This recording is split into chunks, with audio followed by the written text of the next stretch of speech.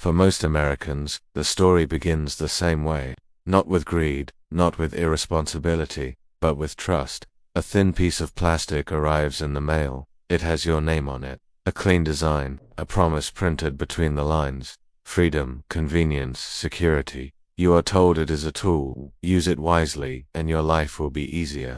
No one tells you it is a system. No one explains that it was never designed to help you get ahead, only to keep you moving. In place for decades, Americans have blamed themselves for their financial struggles. They say they spend too much. They say they lack discipline. They say they made bad choices. But what if the problem was never personal? What if the real issue is not how Americans use credit cards, but why credit cards exist in the first place?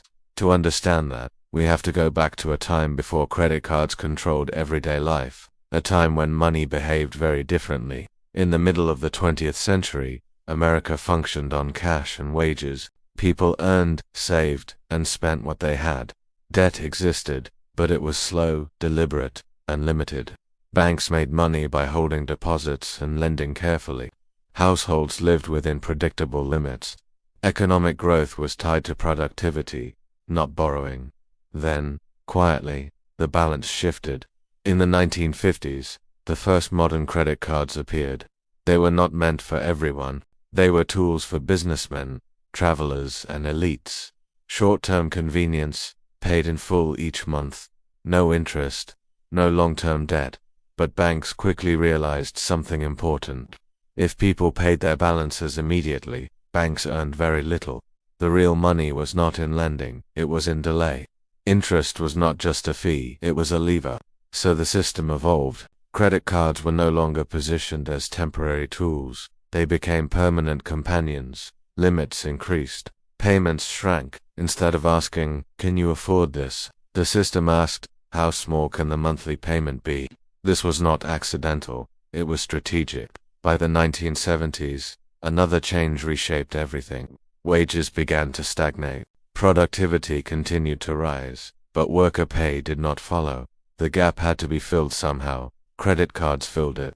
They allowed Americans to maintain lifestyles their incomes no longer supported. Groceries, gas, medical, bills, emergencies. Debt replaced wages without anyone openly saying it. Credit cards did not cause the problem, they concealed it. As inflation eroded purchasing power, credit expanded. As job security weakened, borrowing increased.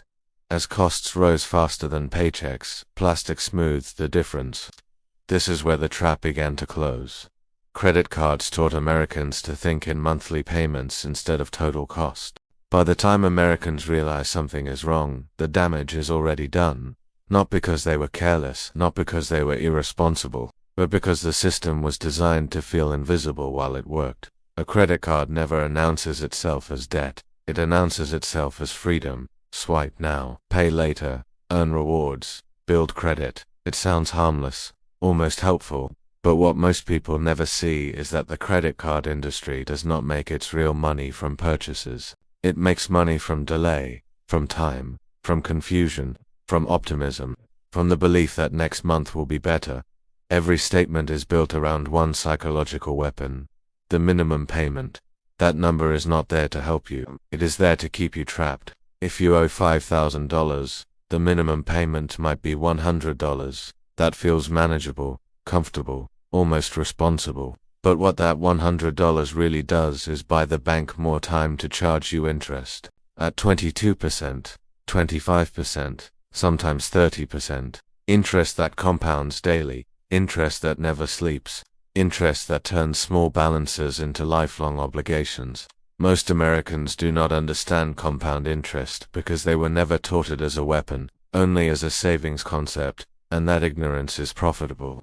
Very profitable in the United States. Credit card companies earn tens of billions of dollars every year, not from people who default, but from people who almost pay. The ones who try, the ones who juggle balances, the ones who think they are handling it. These are called revolvers.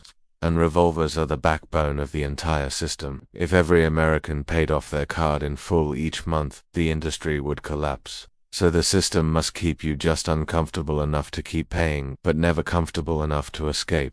That is why credit limits increase right when you're struggling. That is why pre-approved offers arrive after job losses. That is why 0% balance transfers come with hidden fees and ticking clocks. The industry does not want you broke. It wants you dependent, because dependency is predictable, and predictability is revenue. But the real damage isn't just financial, it's mental. Debt changes how people think. When you owe money, your brain shifts into survival mode.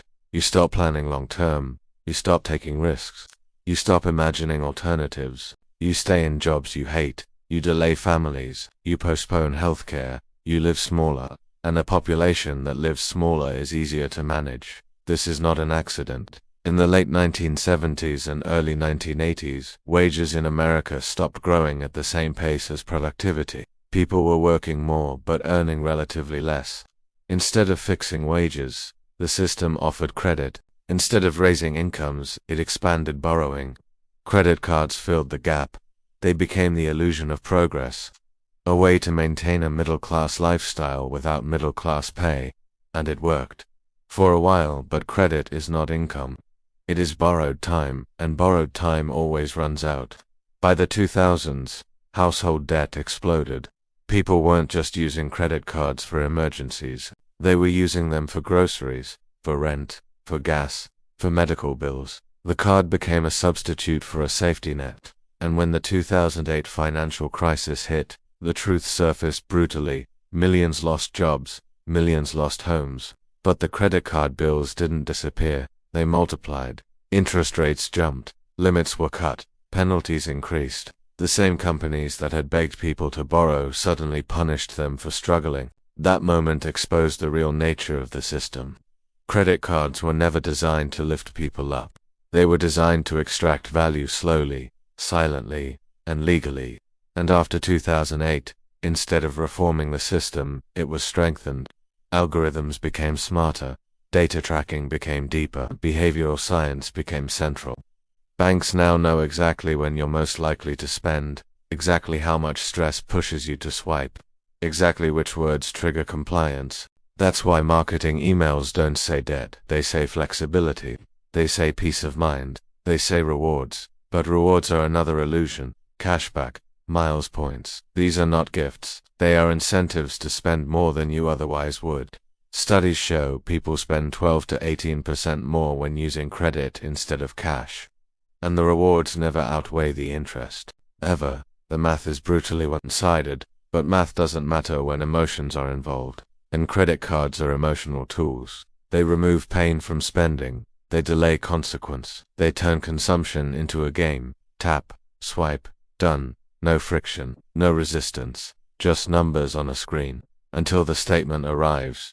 And by then, it's already too late. What makes this system especially dangerous is that it is normalized. Debt is no longer seen as failure. It is seen as adulthood, as a responsibility, as proof you're in the system. Your credit score becomes your identity, a number that determines where you live, what car you drive, what job you can get, whether you can even turn on utilities. You are no longer evaluated by character or ability, but by debt behavior.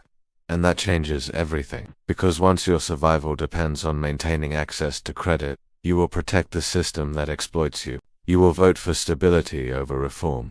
You will fear disruption. You will avoid risk. This is how financial systems shape political behavior without ever appearing political. Debt is control without chains. And the most dangerous part, most Americans believe this is normal. They believe being in debt is just how life works. They blame themselves. They feel shame. And shame keeps people silent. Silent people don't organize. Silent people don't demand change. Silent people keep paying. But there is a deeper layer most documentaries never touch. Credit cards don't just keep individuals poor. They reshape the entire economy. When consumption is fueled by debt, instead of income, growth becomes artificial. Companies chase spending, not value. Wages stagnate further. Prices rise, inflation accelerates, and the solution offered is always the same. More credit, higher limits, longer terms. The snake eats its own tail. And somewhere in this cycle, people forget what money was supposed to be, a tool. Instead, it becomes a leash. The irony is painful. America, the richest country in history, has millions living paycheck to paycheck, Not because there is no wealth, but because wealth flows upward, while debt flows downward. Credit cards are the pipes, and interest is the pump. This is not a conspiracy. It's a business model, a legal, optimized, highly refined system built over decades. And it works because it doesn't feel violent. There are no guns, no guards, no force. Just agreements, just signatures, just numbers. But the outcome is the same. Limited freedom, chronic stress, permanent insecurity. So when someone asks why Americans feel anxious despite living in abundance, why productivity is high but hope is low, why people work harder but fall behind, the answer is not laziness, it's leverage. The system is leveraged against them. Quietly, relentlessly, every swipe is a small promise. And every promise has a price. Not today, not tomorrow, but eventually. And when that bill comes due, most people realize too late. The card was never helping them live. It was helping them survive just long enough to keep paying.